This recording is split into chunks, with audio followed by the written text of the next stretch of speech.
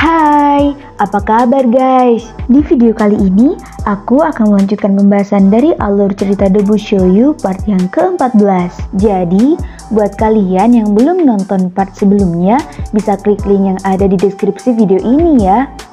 Oke kalau gitu, tanpa panjang lebar, yuk kita gas ke alur filmnya. Tapi sebelum itu, intro dulu.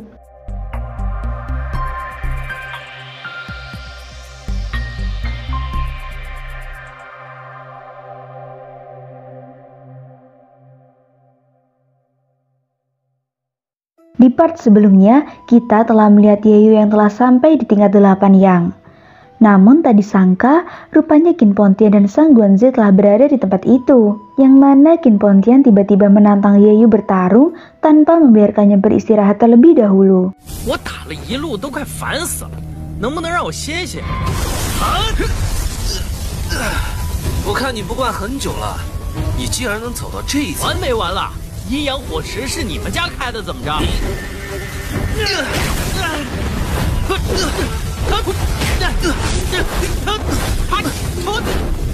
Di tengah pertarungan tersebut, Qin Pontian mengeluarkan tombak gunturnya. Sedangkan Yeyu akhirnya menggunakan pedang milik Patriark Pavilion Bitao. Kemudian mereka pun bertarung di dunia spiritual dengan menggunakan teknik cahaya bulan Changhai mereka masing-masing. Di sini terlihat Yeyu yang sangat kewalahan menghadapi serangan dari Qin Pontian.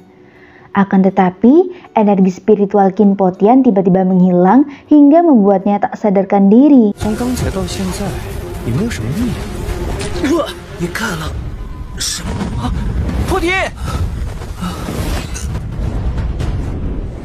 Ketika ia sudah tersadar, Yeyu pun memberitahunya kalau teknik cahaya bulan Changhai yang ia pelajari memiliki perbedaan dengan teknik milik Qin Pontian, di mana teknik tersebut akan memberikan energi spiritual kepada mereka berdua. Akan tetapi di saat yang bersamaan, teknik itu juga dapat memberikan dampak buruk kepada tubuh Qin Pontian. Singkat saja, Yeyu pun akhirnya melanjutkan perjalanannya ke tingkat 8 Yin. Sins berpindah pada Nanshu yang terlihat memiliki sebuah lonceng spiritual yang sangat mencurigakan. Tak lama kemudian, Xiongling Yan pun datang dan mencari Shi Jingyi atas perintah dari He Munan. Di sana Xiongling Yan sepertinya juga sangat curiga dengan lonceng tersebut.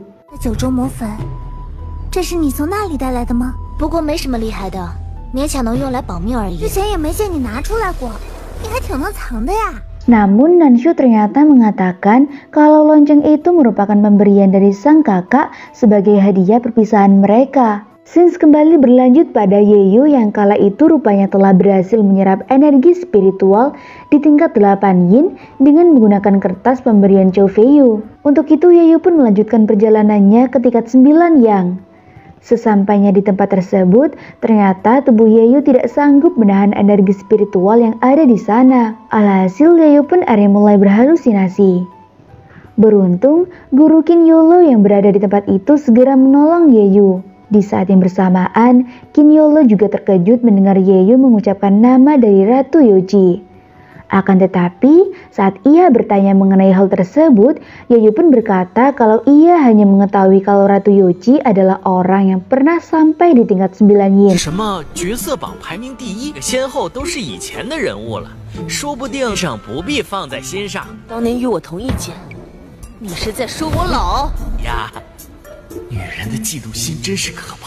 Singkat aja, setelah berhasil menyerap energi spiritual di tingkat 9 yang, Yayu pun berencana untuk melanjutkan ke tahap yang selanjutnya. Mendengar hal tersebut, Qin Yolo pun berusaha menghentikannya lantaran hal tersebut sangatlah berbahaya. Namun Yayu berkata kalau ia akan tetap pergi dan menjadi lebih kuat lantaran ia memiliki teman-teman yang harus ia lindungi. Dan setelah Yayu sampai di lantai 9 Yin, ia pun sangat terkejut karena tempat itu sangatlah dingin. Meskipun ia sudah berusaha keras, ternyata usahanya tersebut sia-sia saja.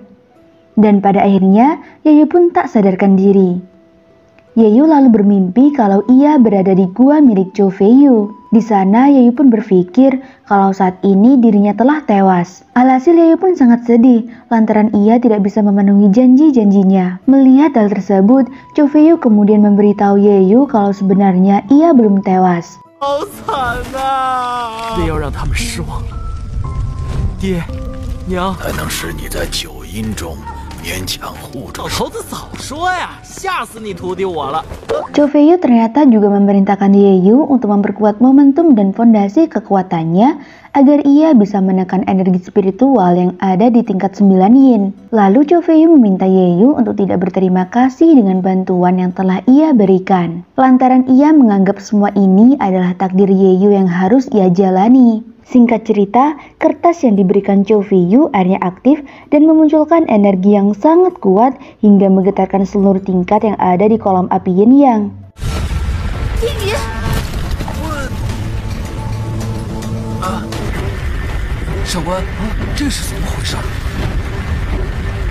Setelah Yayu selesai dengan meditasinya, api di kolam tersebut tiba-tiba padam. Dan saat Qin Yolo ingin menyelamatkan Yayu, secara mengejutkan tempat tersebut hancur dan mengakibatkan pintu makam kuno terbuka. Di sisi lain, Dekan Xuanyan pun menyadari kalau ada seseorang yang telah berhasil membuka pintu makam kuno. Alhasil, sang dekan lalu memerintahkan semua guru untuk segera pergi ke sana.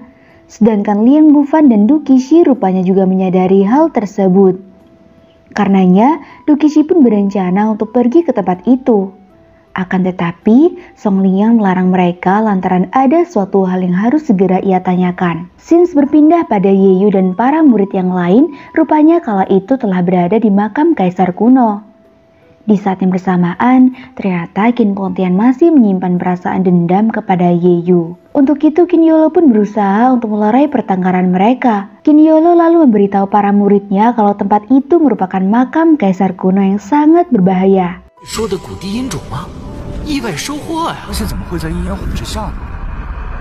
就是传说中末法时代最后一位古祖用地象手段封印起来，便是在阴阳火之里。 Bahkan dahulu kala, ada beberapa orang dari daftar surgawi yang tewas karena berusaha memecahkan misteri tempat itu. Di lain sisi, Yayu menyuruh mereka untuk tetap tenang sembari menunggu bantuan dari akademi. Namun ninja memberitahunya kalau orang dari luar saat ini sudah tidak mungkin dapat masuk ke dalam makam dan satu-satunya jalan mereka harus mencari jalan keluar sendiri. Karena itu, Qin Pontian pun meminta Sang Guanze untuk memberikan peta makam kaisar kuno kepada kakaknya. Di lain tempat, terlihat para guru akademi Yin Yang telah berkumpul di tempat tersebut. Dekan Xuanyuan lalu bercerita kalau dahulu kala para leluhur akademi telah menyegel makam kaisar kuno di bawah kolam api Yin Yang. Di mana jika ada seorang yang telah mencapai tingkat 9 Yin, maka pintu dari makam tersebut akan terbuka dengan sendirinya. Namun Dekan Xuanyuan tidak menyangka kalau ada murid yang pergi kali ini dapat mencapai tingkat tersebut.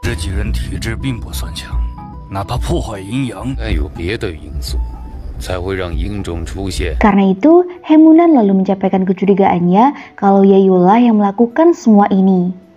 Sins kembali berpindah pada Yayu dan teman-temannya yang terlihat sedang menyusuri makam kaisar kuno. Hingga pada akhirnya mereka pun melihat sebuah jembatan Naihe. Namun saat Peng Zhengfeng melintasinya, tiba-tiba jembatan itu menghilang.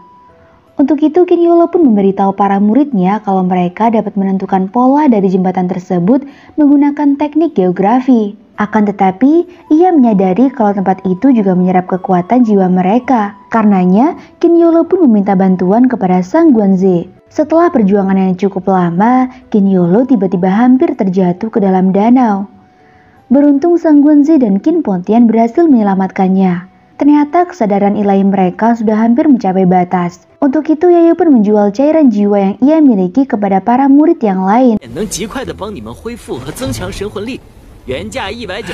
夜雨小丽，你过我那层的时候，罪都交不起，还时常被欺负孤立。 Alhasil mereka semua pun sangat marah dengan sikap Yayu. Bahkan para murid tersebut berniat untuk mengambil cairan tersebut dengan paksa. Namun King Yolo memerintahkan mereka untuk memberikan 50 rumput roh bintang 3 kepada Yayu. Dan setelah energi mereka kembali, King Potian pun meminta Yayu untuk membantunya. Dengan teknik geografi yang ia kuasai, Yayu pun mulai menentukan pola dari jembatan tersebut. Akan tetapi ternyata hal itu mengonsumsi banyak sekali energinya. 但以我的境界很难破势，走出这2步，别高看我了啊！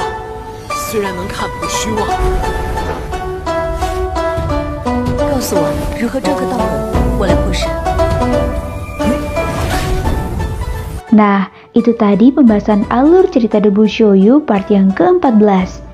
Dan kali ini, aku ingin meminta kritik dan saran bagi kalian para penonton setia anime clip mengenai apa yang harus diperbaiki dari channel ini. Oke, cukup sekian perjumpaan kita kali ini.